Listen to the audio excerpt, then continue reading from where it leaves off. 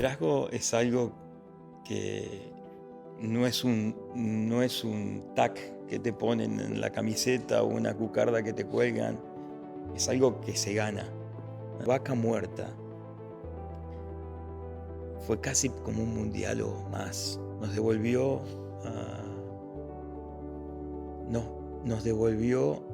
la posibilidad de soñar.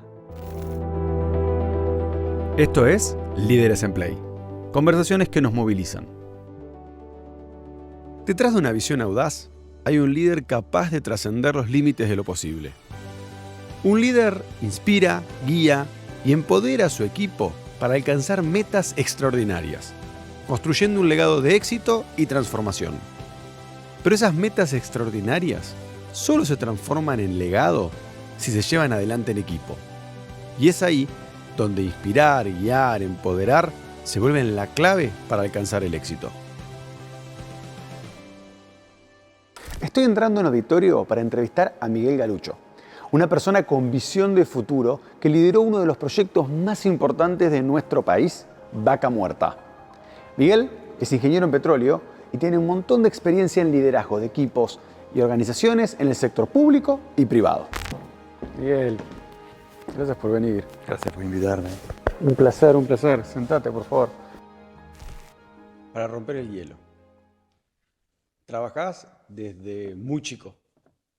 Y según leí, investigué, tu papá, tu viejo tenía un supermercado, tenía una verdulería, y vos tenías un rol ahí. Eras como el encargado, o fuiste el encargado, no sé con cuánta intensidad, por ejemplo, de la compra. Y leí hasta en el mercado central. Y también una carnicería, que no sé muy bien cómo entraba en la familia, y que vos también tuviste un rol ahí. Mi pregunta es, primero, contame un poco más de eso, y segundo, ¿cómo te impacta eso en el Miguel que soy? Sí, nací en Paraná. Todos mis hermanos y yo trabajamos desde muy chicos. Mi papá, un gran buscador de oportunidades y un emprendedor en muchos sentidos.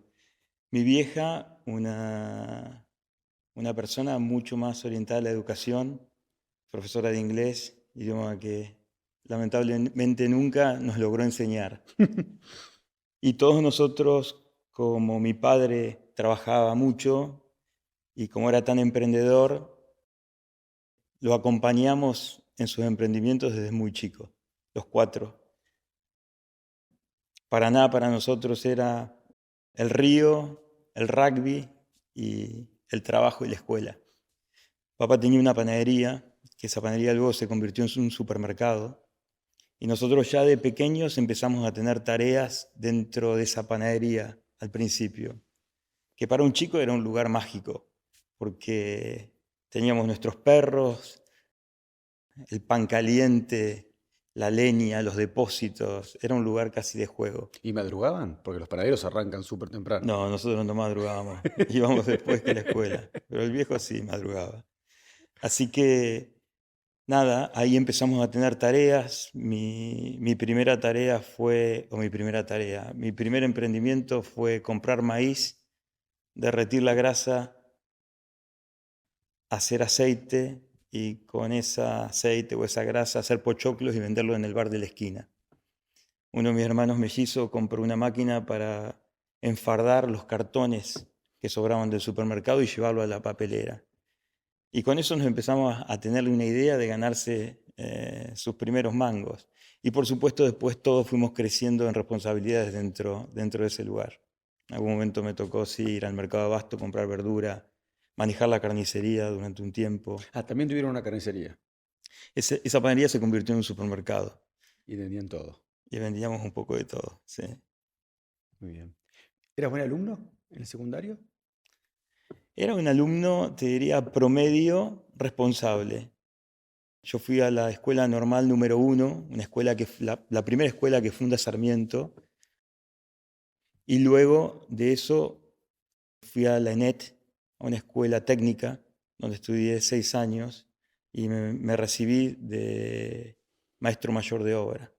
En aquel momento no sabía qué me iba a deparar el destino, hasta dónde iba a llegar, ni siquiera si iba a estudiar en una universidad. Pero esta carrera te daba la oportunidad de firmar planos y construir hasta 2 pisos.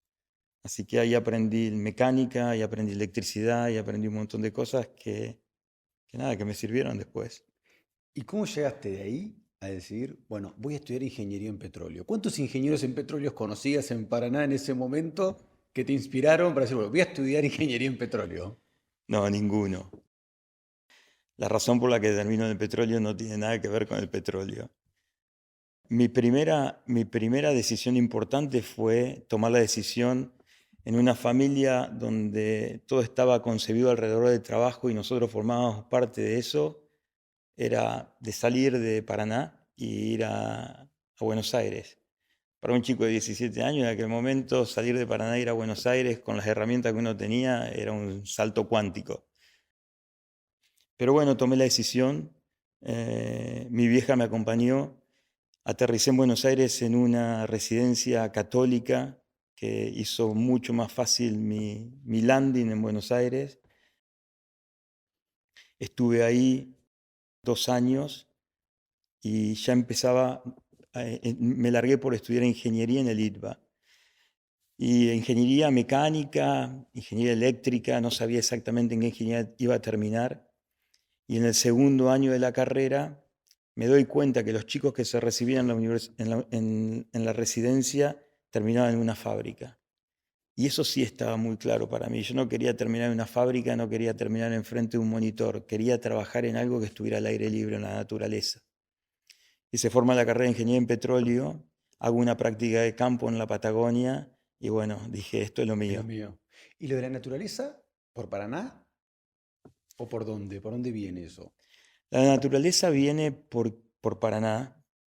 Paraná para mí era el río, el club de rugby y sobre todo un contacto muy fuerte con los animales. Era como dicen en la jerga, bichero.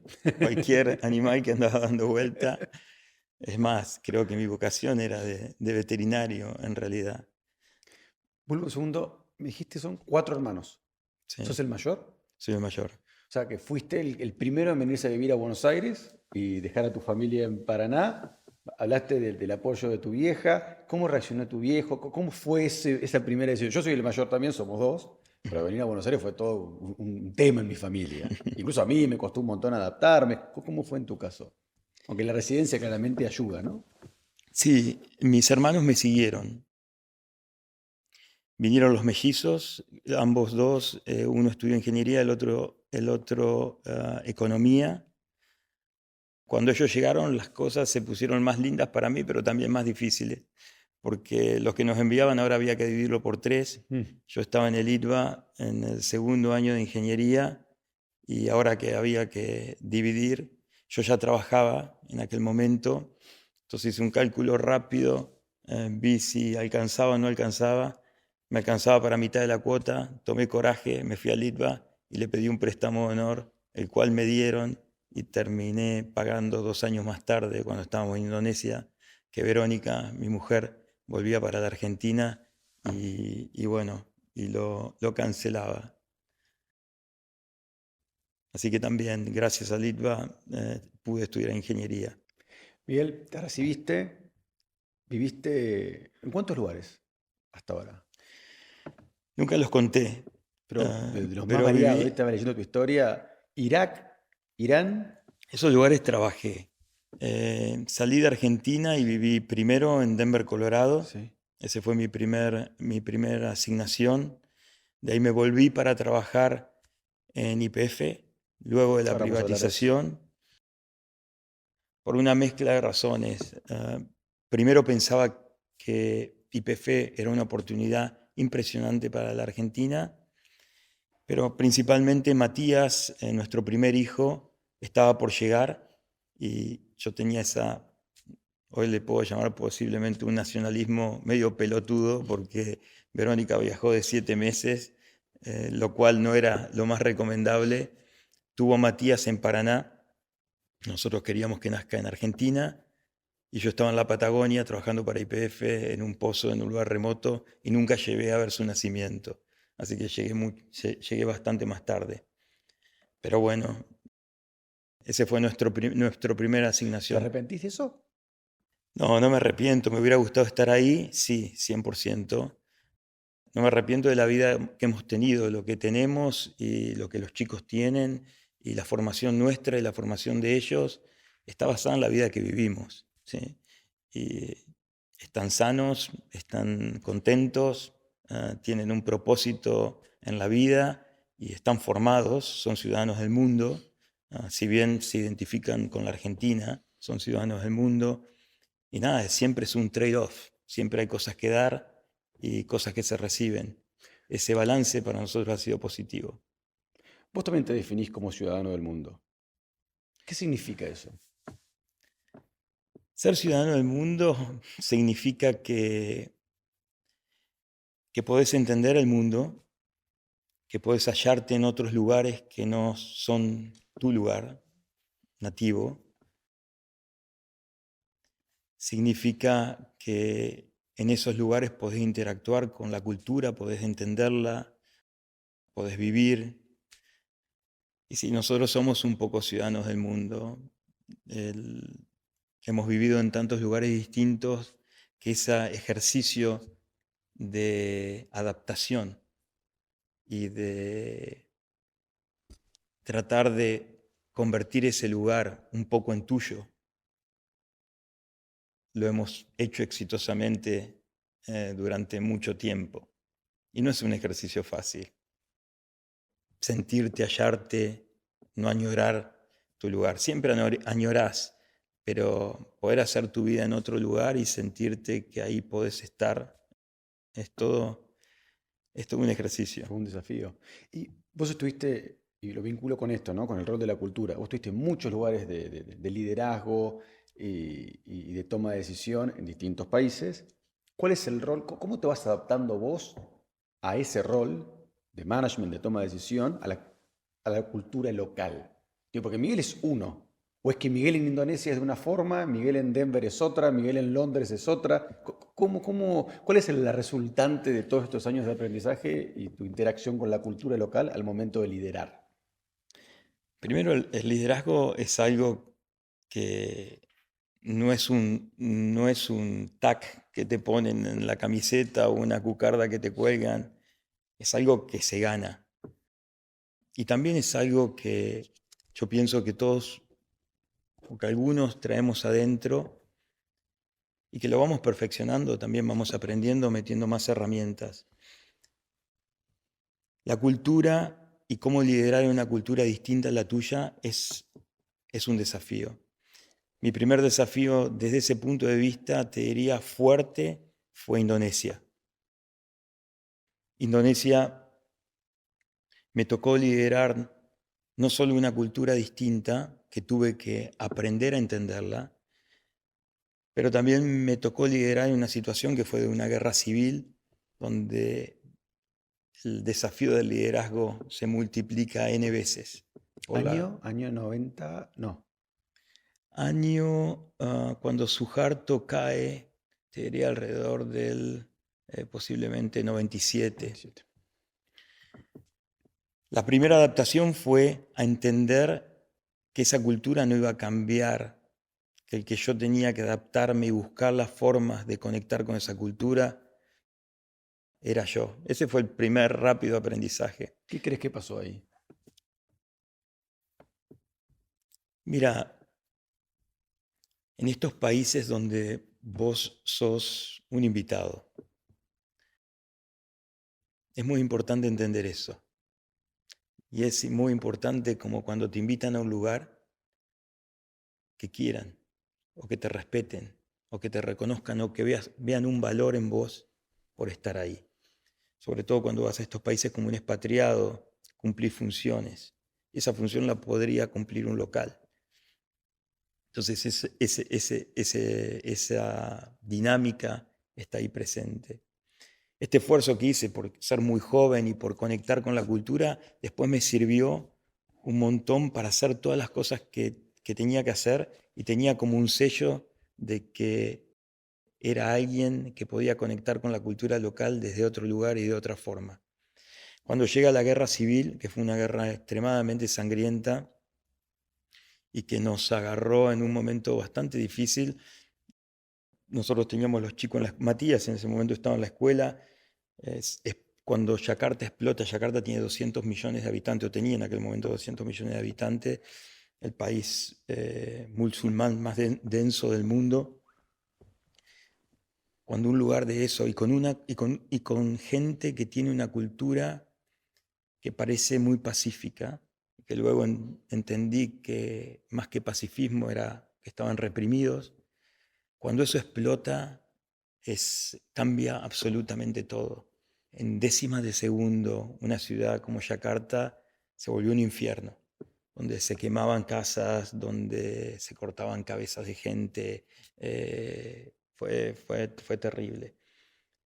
Y Verónica estaba yendo a buscar a Matías a su colegio, al colegio americano, y cuando el país explota, lo primero que caen son las comunicaciones.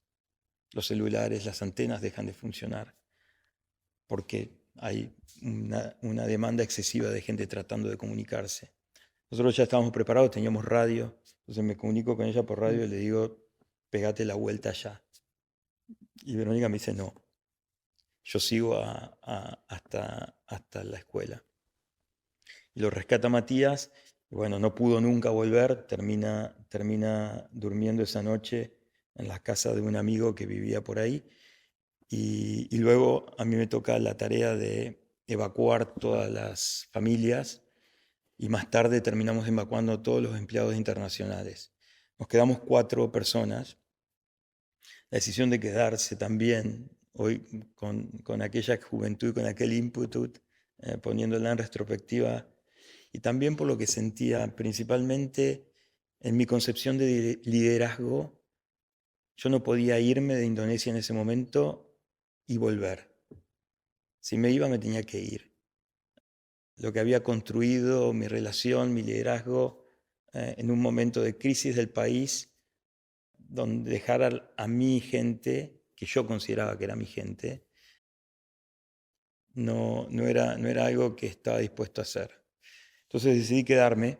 También fue una experiencia súper interesante vivir en Indonesia esos 4 o 5 meses durante la Perdón que te guerra. corto, Miguel. ¿Qué crees que hay atrás de eso? ¿Era el no huir o demostrarle a ellos que estabas huyendo en una situación tan dramática, tan difícil para ellos? ¿Era demostrarle que no sentías menos al país que ellos? ¿Era demostrar... ¿Qué crees que había ahí en tu orden de prioridades y valores al momento de liderar esa situación?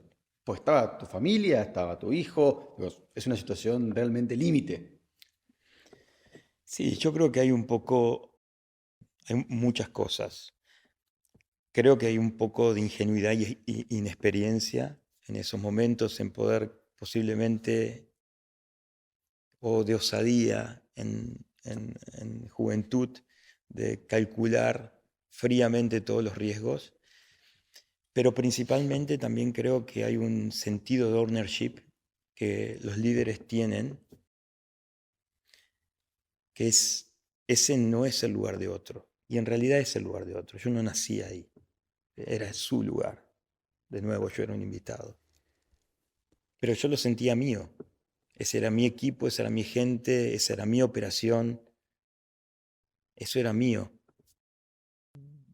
No podía dejar algo que era mío.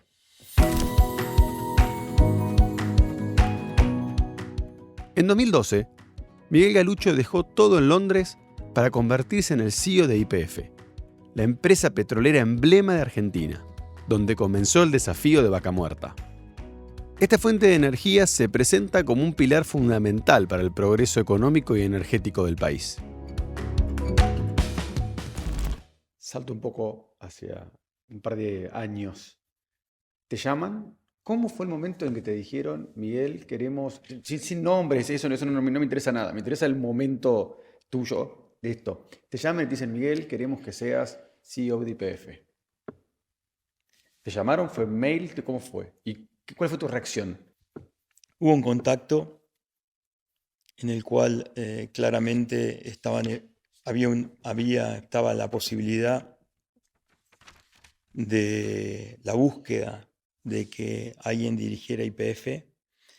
Entonces volví para la Argentina en un momento que mi mamá estaba, era el día de su cumpleaños. Yo estaba en mi mejor momento posiblemente en Inglaterra. Era presidente de una división muy importante de la compañía de servicios petrolera más importante del mundo. Y después de dar tantas vueltas por el mundo como familia, hacía 7 años que estábamos en Inglaterra, ya nada, con los chicos en el colegio, con la vida bastante ordenada.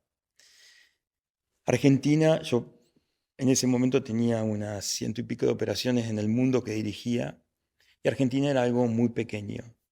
Mi conexión con Argentina era afectiva. No seguía la política, no leía los diarios, nada. Vos me preguntabas si el flaco Randazzo era un ministro o un arquero de fútbol y no te sabía No tenía ni contestar. idea. Pero bueno, llega este contacto y hubo múltiples contactos, pero hubo el contacto serio de en aquel momento la presidenta de Cristina Fernández de Kirchner y tomo contacto con ella. Mi hermano jugó un rol en todo esto al principio en el hecho de que me contó lo que estaba pasando en Argentina desde el punto de vista energético. Y bueno, yo creo que hubo varios factores. Primero, el hecho de que una presidenta política buscara a un profesional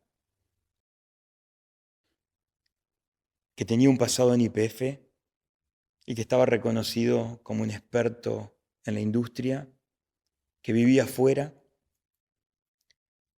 y que no tenía representación política. Claro. Y el único pasado político que tenía era el de sus padres, que eran militantes radicales. Nuestros dos papá y mamá fueron militantes radicales. Segundo, claramente la necesidad del país. Argentina importaba en el 2008 un barco del LNG, en el 2012 cuando llegué acá, no sé, 100 barcos de LNG. Y empezaba a haber también faltante de combustible en las estaciones de servicio. O sea, el problema estaba a flor de piel. Pero te diría que lo más importante que me llevó o me movilizó o fue lo que me hizo tomar la decisión, fue algo mucho más interno. Cuando nosotros vivíamos volviendo a Indonesia, cuando vivíamos en Indonesia, vamos a una escuela donde Matías iba, que había uno de estos fiestitas de los colegios, y donde las maestras, en un momento de este acto, empezaron a preguntarle a los chicos de Francia que levanten la mano, a los chicos de Estados Unidos que levanten la mano, y en un momento preguntan a los chicos indoneses que levantan la mano y vemos que Matías levanta su mano. Yo la miro a Verónica y le digo, tenemos un problema. Y en ese momento mi forma de resolver el problema fue comprar un campo, junto con mi padre, que siempre tuvo el sueño de un campo, cerca de Paraná, de nuestro lugar. Y todos los años volvíamos para la época en donde se juntan los animales y se hacen las fiestas, volvíamos para el campo para que los chicos, Malena y Matías, tuvieran un poco ese punto de referencia y supieran de dónde vienen y de alguna manera mamaran toda esa cultura nuestra. En ese mismo campo, cuando Matías tiene 15 años y ya era fanático de la Argentina, porque le gustaba el asado, el equipo argentino de fútbol, y él sentía que Argentina era lo mejor del mundo, ya empezaba a darse cuenta, era un chico que conocía el mundo, hablaba varios idiomas, que siempre estábamos de alguna manera en problemas. Y me pregunté por qué es eso, y yo le contesto que una de las razones es porque muchos de los argentinos que tenemos o un conocimiento o algo para darle al país, muchas veces no nos comprometemos.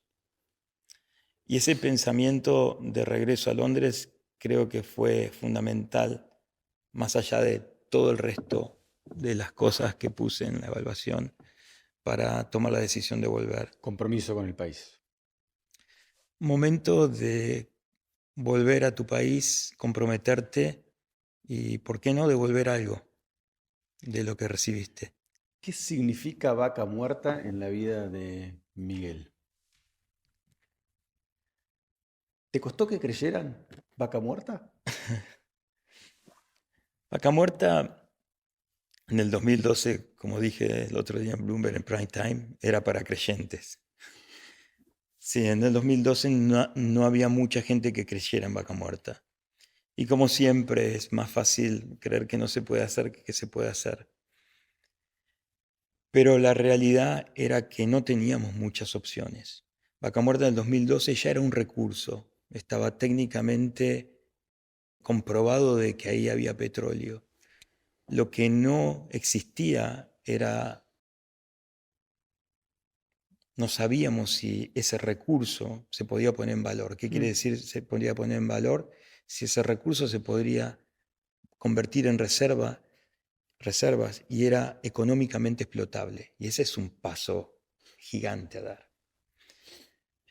Y para eso se necesitaba primero convicción. Lo primero, convicción técnica, convicción política, convicción de la industria. Y esa convicción se construía principalmente cambiando nuestro mindset. En el 2012 estábamos parados en la Argentina en un mindset de escasez. Todas las acciones que tomábamos era para cuidar lo poco que nos quedaba. Y teníamos que cambiar ese mindset y realmente creernos. Estábamos parados en la abundancia, pero la realidad es por muchos números que tiráramos, eso se podía definir como una creencia. Técnicamente sabíamos que estaba, que había que hacer cosas.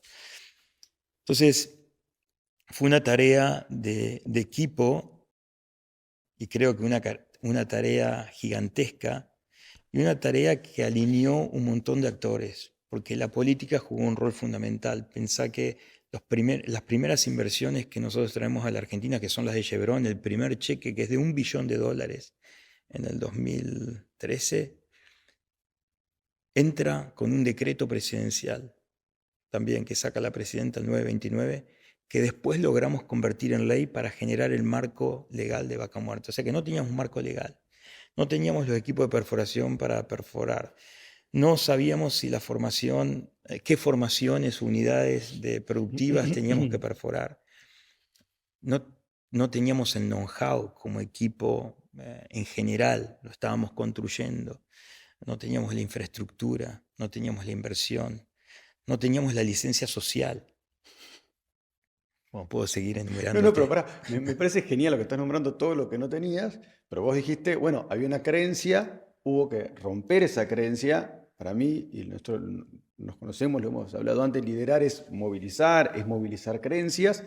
Entonces, ¿cómo movilizaste todas esas creencias con toda esta lista de faltantes y toda la escasez que había para efectivamente avanzar? Digo, porque claramente la punta de la flecha eras vos.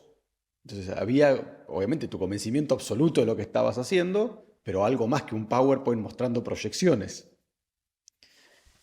Sí, fue convencer y creer, y fui yo desde YPF, la política tuvo una decisión fundamental en dar ese paso, y luego era convencer a los que estaban afuera, Claro. porque necesitábamos inversión. Convencer a Chevron, convencer a Petronas, convencer las primeras inversiones que tenían suma importancia porque eran los que nos podían poner ese recurso en valor, no solamente para nosotros, sino que para el mundo. Fue un trabajo, por supuesto, de convencimiento, pero hubo mucha gente que apostó a esto. Y te diría que pasaron muchos años desde del primer desarrollo de Vaca Muerta para que mucha gente escéptica creyera. Hoy Vaca Muerta es el 40% de la producción del país. Exportamos alrededor de 150.000 barriles de petróleo por día.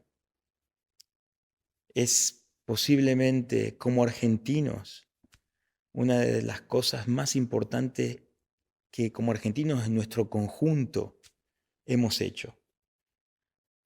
Nos pusimos súper contentos cuando ganamos el Mundial. Yo lloraba abrazado con mi hijo y el perro. 5 millones de personas salieron a la calle a festejar, nos llenó el alma, fue un desahogo, pero Vaca Muerta fue casi como un mundial o más. Nos devolvió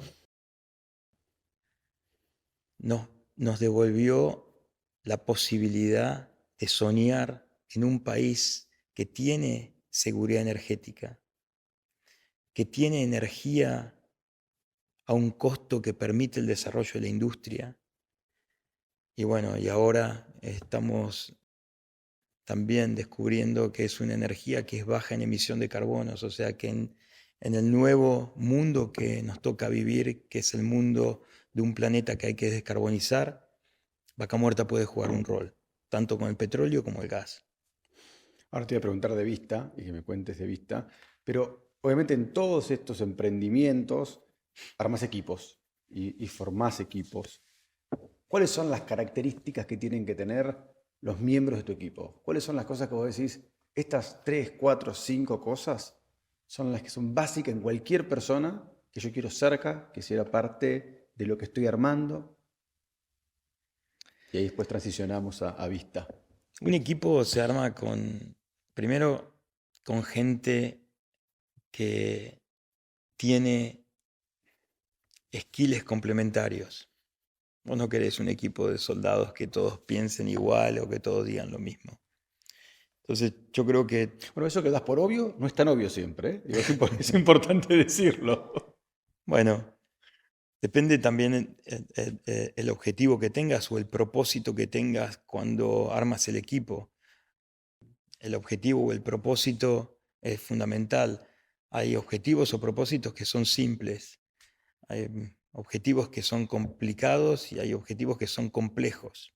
La diferencia entre un objetivo complicado y uno complejo es que el complicado alguien lo resolvió. Hay un manual, hay un best practice que te dice, esta es la hoja de ruta. Cuando un objetivo es complejo, quiere decir que nadie lo resolvió antes. No tenés manual para resolverlo. Vaca Muerta era un problema complejo, no era un problema que alguien había resuelto antes. De risquear una cuenca petrolera es un problema complejo, es como escalar el Everest por primera vez. Cuando vos vas a atacar un problema complejo, necesitas gente top notch, los mejores. Y necesitas gente que de alguna manera pueda jugar en distintas posiciones de la cancha. Para mí es muy importante el conocimiento. O sea, necesitas gente con Formada. alto nivel de conocimiento. El conocimiento es clave.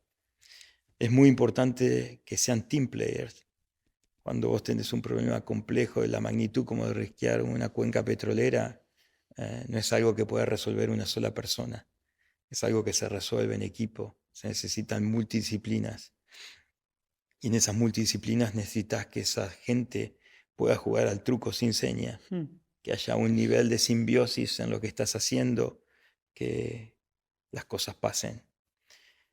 Necesitas gente que tenga compromiso, que tenga ownership. Necesitas gente que esté motivada y que se pueda automotivar. Cuando vos tenés un problema complejo, no podés estar haciendo babysitting a toda la parte del equipo. Estás permanentemente en firefighting mode, estás permanentemente en guerra. Entonces, no hay forma de tener gente que necesita gente que se pueda motivar por sí misma.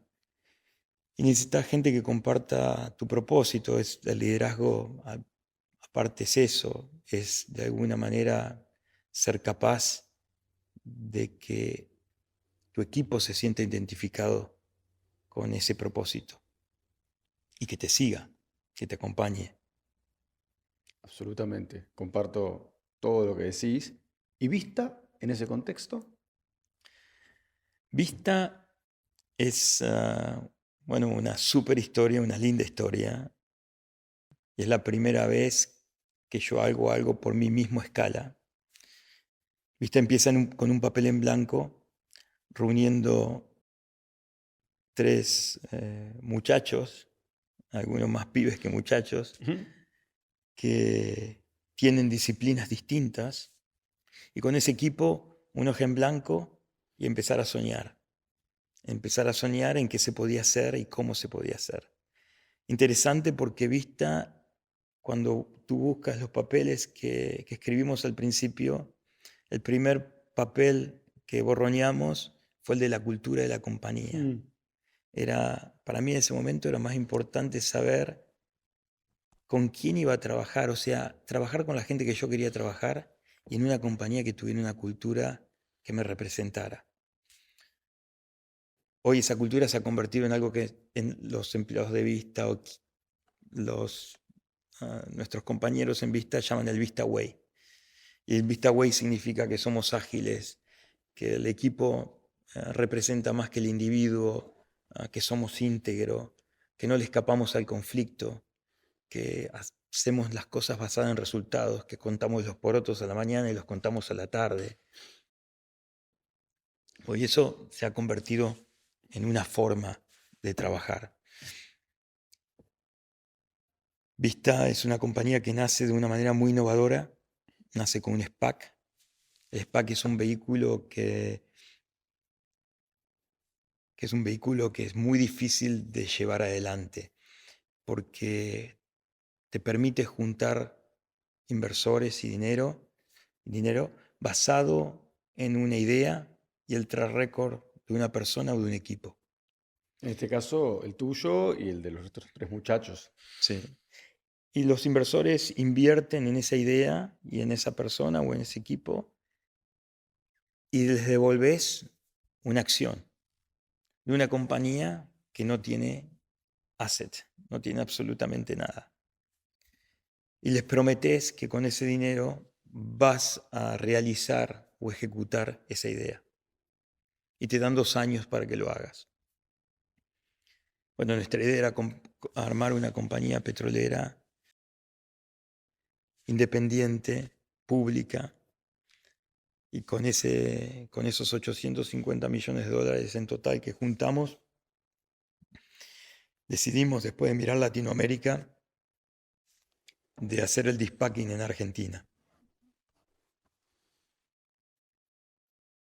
Y invertimos 850 millones de dólares en crear Vista, que comenzó como una compañía que producía 20.000 barriles de petróleo y hoy se convirtió en la segunda operadora de petróleo en Vaca Muerta detrás de YPF. Impresionante. ¿Cómo convive tu rol en Vista vos, con tu hija, que leí en una entrevista que es casi una activista ambiental antipetrolera? Me interesa muchísimo eso. ¿Cómo es un almuerzo familiar en ese contexto? No, primero, no creo que Malena sea una activista medioambiental Casi antipetrolera. casi antipetrolera o antipetrolera.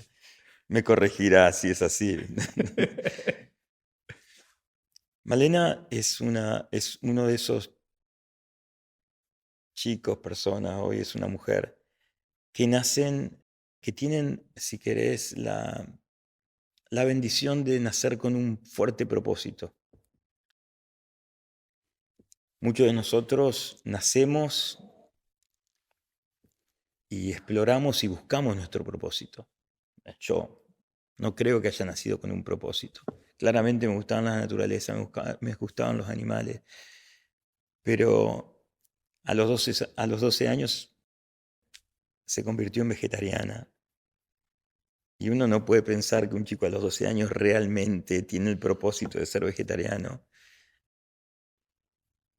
Pero sí, fue así, porque nada de lo que le dijimos o hicimos, y hoy posiblemente hasta nos hemos convertido en medio vegetarianos nosotros, pero en aquel momento parecía una locura y aparte, volviendo a vivir a la Argentina, convertirme en vegetariano parecía una cosa loca.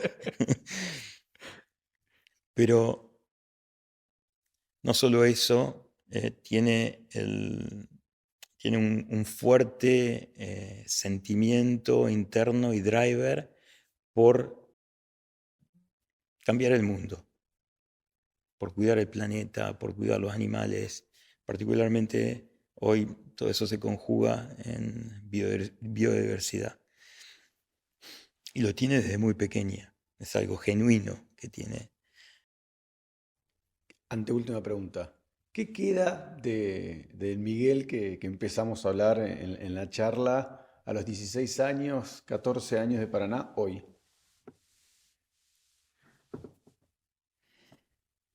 Bueno, creo que sigo teniendo algo de la energía que tenía en ese momento. Eh, Creo que sigo soñando.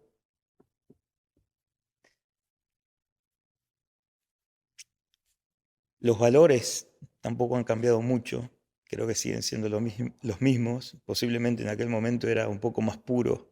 Hoy la vida me ha dejado algunas marcas. Y nada, creo que no ha cambiado mucho. Es un chico con más experiencia, con más cicatrices, con más logros, pero también con más fallas, ¿sí? Porque de eso se trata también. Pero en su esencia es el mismo.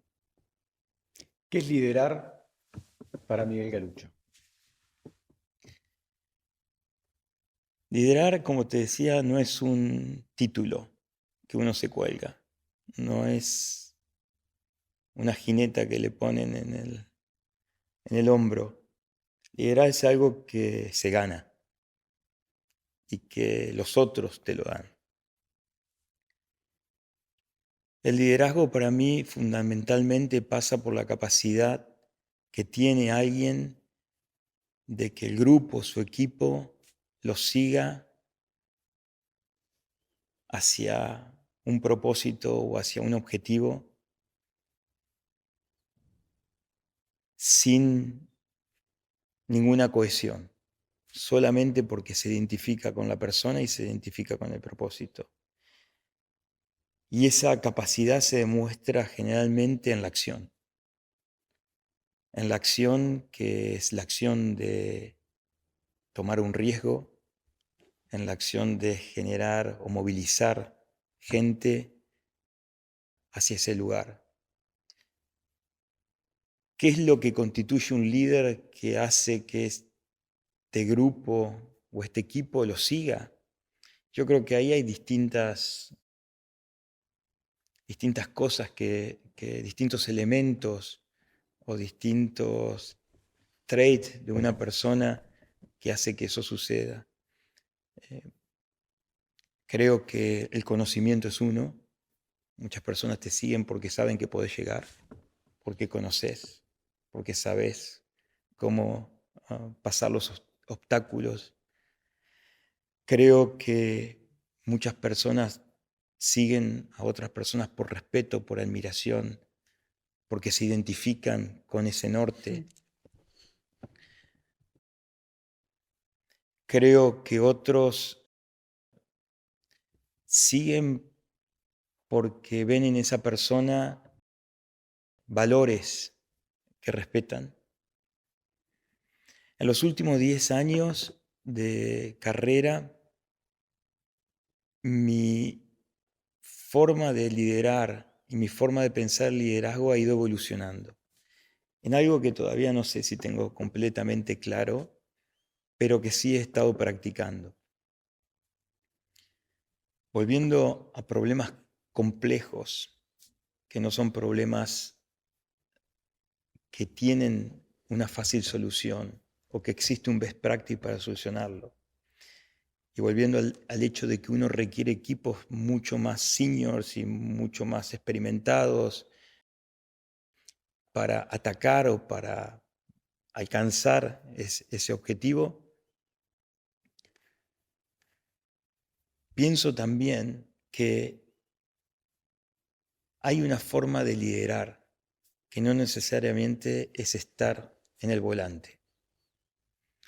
Hay una forma de liderar que es en momentos determinados de esa aventura, ponerse en el asiento de acompañante y dejar que otro tome esa posición de liderazgo, porque en ese tramo particular de la aventura tienes mejor skill que uno para transitarlos. Y eso no quiere decir que uno no esté liderando. porque el liderazgo va mucho más allá del conocimiento. El liderazgo transmite confianza. Entonces, el hecho de tener un líder en el asiento de al lado, en el asiento de atrás, yo no quiero decir que transmite confianza, está ahí. En Vista practicamos esto, sin decírnoslo, pero lo practicamos muy exitosamente. Cuando llegó la pandemia, por ejemplo, yo me di cuenta que se requería de un liderazgo absoluto. Bueno, fue un momento donde mi liderazgo fue un liderazgo del pasado, fue un liderazgo absoluto. Había que decirle a la gente que íbamos a entrar juntos y que íbamos a salir juntos. Como vaca muerta, porque creíamos. Pero había que transmitir esa confianza. Pero bueno, creo que hay formas de evolucionar también en cómo lideramos. Miguel, un placer. Muchísimas gracias por tu tiempo y por compartir tu historia y toda tu experiencia. Gracias, Emma, y gracias por lo que haces por la Argentina.